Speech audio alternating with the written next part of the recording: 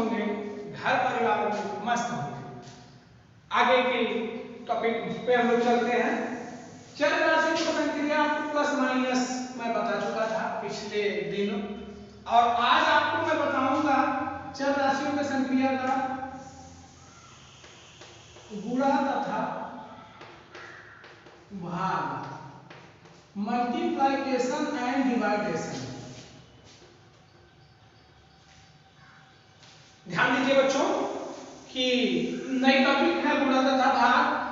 Plus या minus में मैंने आपको छोटा सा एक ट्रिक प्रोवाइड करवाया था कि आपको करना क्या है, इसमें दो चीजें चेक करनी थी। चर समान होने चाहिए, अक्षर एक ही होना चाहिए और उसके पावर भी इक्वल होने चाहिए, तभी हम प्लस या माइनस कर सकते हैं। अगली बात आती है गुणा और भाग में क्या कोहोट होगा, तो नहीं, ऐसा नहीं होगा। गुणा और भाग सबका होता है, चाहे अलग अलग चर हो, चाहे एक ही प्रकार के चर हो, चाहे दोनों में मतलब आप मल्टीप्लाई या डिवाइड होगा, चाहे अलग अलग अक्षर है चाहे एक ही अक्षर है। तो अब मैं उस पर चलता हूं आपको। तो अगर ऐसा है तो पहले हम क्या सीखते हैं, पहला तरीका, यदि चर समान हो, मतलब यदि अक्षर एक ही प्रकार का हो, जैसे x x हो, y y हो, a a हो, b b हो, तो उसका मल्टीप्लाई या डिवाइड हम कैसे करेंगे। चलिए चलते हैं। हाँ तो देखिए बच्चों, मैं पहले अपनी बात थोड़ा सा आपको क्या किया जाएगा, मैंने जैसे एडिशन और सब्ट्रैक्शन में पहले आपको क्वेश्चन बताया फिर फार्मूला बताया, तो यहाँ पे मैं आपको पुनः थोड़ा सा मेहनत, दिमाग में जितना आप सोचोगे उतनी चीजें क्लियर होंगी और उतना ही बात आपको समझ में आएगा। तो मैं इस बार आपको थोड़ा दूसरे तरीके से ले चलता हूँ कि अभी बार मैं पहले आपको फार्मूला बताऊंगा। देखिए क्वेश्चन का प्रारूप ऐसे होगा, पहले क्या होगा गुणांक, फिर क्या होगी चर राशि, और ऊपर क्या होगा घातांक, फिर क्या होगा मल्टीप्लाई, फिर क्या होगा गुणांक, और फिर क्या होगा चर, और फिर क्या होगा घातांक। तो देखिए गुणा में होता क्या है कि वो है जैसे प्लस या माइनस उसी प्रकार से पहले लेकर फिर गुणांक, मल्टीप्लाई, गुणांक, फिर चर और घातांक प्लस घातांक। मतलब क्या निकला, सीधी सीधी बात, गुणांकों का गुणा घातांकों का जोड़। कितना आसान गुणा करना। क्या करना है, जब चर समान हो तो गुणांकों का गुणा कर दो और घातांकों को जोड़ दो, बस आपका आंसर आ जाएगा। चलिए क्वेश्चन कर लेते हैं। 5x square multiply by 3x square. बच्चों ध्यान दीजिए, यहाँ पे मैंने आपको पहले ही सजेस्ट कर दिया है कि चर बराबर हो या ना हो, घात बराबर हो या ना हो, उनका आपको मल्टीप्लाई या डिवाइड होगा। तो कैसे, देखिए यहाँ पे चर भी बराबर, घात भी बराबर है, गुणा तो होगा ही होगा। देखिए गुणांकों का गुणा मतलब 5 मल्टीप्लाई बाई 3, फिर वेरिएबल, और फिर घातांक प्लस घातांक 2 प्लस 2, तो 5 और 3 का गुणा 15x, 2 और 2 ये आपका आंसर। इसी प्रकार से क्वेश्चन मान लीजिए ये हो 5x square multiply by 3x cube.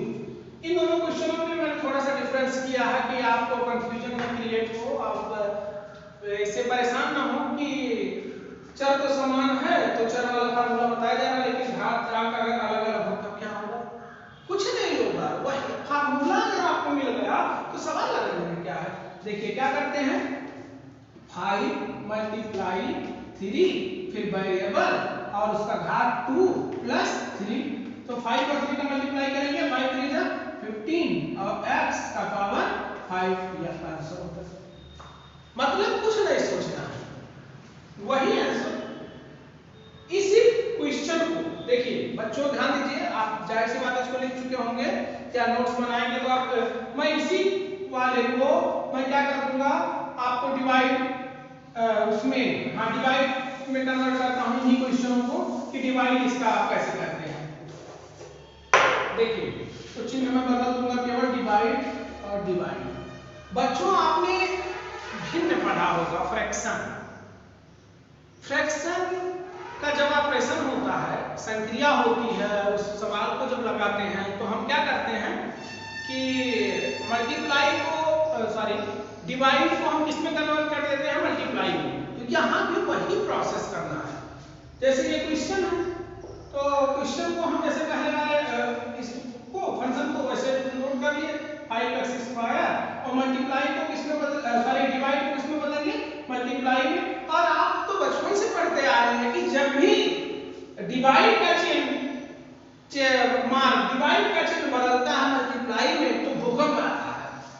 भूकंप का मतलब क्या है, भूकंप आएगा तो नीचे जो है वो ऊपर, जो ऊपर है वो नीचे। तो देखिए यहाँ पे 3x² लिखा है, मतलब इसका अपान 1 लिखा है, पता है आपको, बटे 1 लिखा तो 1 कहां चला जाएगा, ऊपर, और ये कहां चला आएगा, नीचे। अब क्या रखा है, ये तो यही बन गया। तो जब यही बन गया तो क्या इसको कैलकुलेट करेंगे, तो आप ऐसे कैलकुलेट करते समय देखिए ये x² कैंसिल हो जाएगा, 5 और 1 का मल्टीप्लाई 5/3, यही आंसर हो जाएगा। ये क्वेश्चन करते हैं। देखिए वही बात है कि 5x² लिखा तो पहले इसको यही लिखेंगे 5x²। डिवाइड को किसमें बदलेंगे, मल्टीप्लाई में। और जब भी डिवाइड मल्टीप्लाई में बदलता है तो क्या होता है, भूकंप आता है। भूकंप आता है जो नीचे है वो ऊपर, जो ऊपर है वो नीचे, तो ये चला जाएगा ऊपर, तो 1/3x³। अब देखिए यहाँ तो x² मतलब x कितनी बार था, 2 बार, यहाँ भी x कितनी बार था, 2 बार, तो दोनों कैंसिल हो गए थे। यहाँ पे हो सकता है बच्चों को थोड़ा बहुत करके 2 है 3 है, मैं थोड़ा सा इसको एक्सपेंड कर देता हूँ, ओपन करके आपको दिखाता हूँ कि कैसे कटता है, कोई चीज कैसे उसमें कैंसिल होती है। 5x² लिखा है, आप पावर और बेस पावर पढ़ चुके हैं, घातांक और आधार घातांक का चैप्टर पढ़ चुके हैं गणित में। तो देखिए x कितनी बार, 2 बार, किस रूप में, गुणा के रूप में। तो बदल दीजिए, क्या हो जाएगा, x मल्टीप्लाई बाई 1/3, और x कितनी बार, 3 बार, तो x मल्टीप्लाई बाई x। तो देखिए ये x इसी x से कैंसिल हुआ, ये x इसी x से कैंसिल हुआ, तो आएगा कितना, 5 और 1 का मल्टीप्लाई 5/3 और x का मल्टीप्लाई 3x। ये आपका आंसर होगा। तो जाहिर सी बात है मल्टीप्लाई आपका ये पहला पार्ट हो गया। कब, जब चर समान हो, मतलब एक ही प्रकार का चर हो, एक ही प्रकार का अक्षर हो, तब आप ये रूल लगाएंगे। देखिए अब नेक्स्ट करते हैं कि जब चर समान ना हो, उसको देख लेते हैं।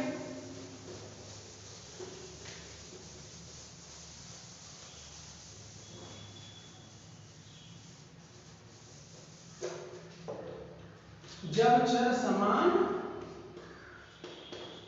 ना हो, तो देखिए जब चर समान ना हो मतलब अक्षर अलग अलग हो, तो देखते हैं। वहां यहां भी मैं पहले आपको फार्मूला बता देता हूं, क्वेश्चन का प्रारूप ऐसे ही रहेगा। नहीं, यहाँ पे थोड़ा सा उल्टा, फिर थोड़ा सा भी आप परेशान हो जाएंगे। मैं एक क्वेश्चन लेकर के उसके अकॉर्डिंग आपको बताने का प्रयास करता हूँ। क्वेश्चन जैसे मान लीजिए है 5x³ मल्टीप्लाई बाई 3y²। मैं आपको पहले बता चुका हूं कि गुणा और भाग में चर अलग अलग हो, एक ही प्रकार का हो, कोई मैटर नहीं करता, घात बराबर हो ना हो, कोई मैटर नहीं करता। करना क्या है, देखिए क्वेश्चन का प्रारूप ऐसे है, वहां पे मैं आपको पहले बता चुका हूं जब चर समान हो, ये चर अलग अलग है तो इसका मल्टीप्लाई कैसे करेंगे। यहाँ पे क्या होगा बच्चों, केवल थोड़ा सा मल्टीप्लाई तो पहले गुणांक का गुणांक में होगा ही होगा, तो 5 मल्टीप्लाई बाई 3 और चर को उठा के केवल photocopy x cube y square. जब यही चर बराबर रहते थे तो घातांकों का जोड़ हो जाता था, लेकिन जब चर अलग अलग है तो उनकी केवल फोटोकॉपी नीचे रख दो। तो 5 3 जा 15 x क्यूब y स्क्वायर, ये आंसर हो गया। समझ में आया? तो देखिए मैं फार्मूला इसका भी लिखवा देता हूं आपको कि क्वेश्चन का प्रारूप कैसा है। गुणांक, फिर चर, फिर घातांक और फिर मल्टीप्लाई गुणांक और फिर चर और ऊपर गुणांक, चर, घातांक, मल्टीप्लाई गुणांक, चर और घातांक। ध्यान दीजिए थोड़ा सा यहाँ पे अलग करना पड़ेगा अगर आप लोगों ने क्लियर किया होगा तो, क्योंकि चर जब अलग अलग है तो अगर चर ही रखेंगे तो कंफ्यूजन क्रिएट हो जाएगी। यहाँ पे मैं इसको जैसे चर अलग अलग तो मैं इसको क्या कर देता हूँ, चर स्टार नाम दे देता हूँ। तो यहाँ पे क्या हो जाएगा, गुणांक और फिर मल्टीप्लाई बाई गुणांक और फिर वही चीज चर और घातांक, फिर चर स्टार और फिर घातांक। है ना, सब कुछ नहीं करना है। जब चर समान रहता था हम घातों को जोड़ देते थे, जब चर अलग अलग है तो गुणांकों का केवल गुणा होगा, घातांक आपस में नहीं जुड़ेंगे। बस इतनी सी बात है। इसका भी होमवर्क मैं आपको प्रोवाइड करवा दूंगा।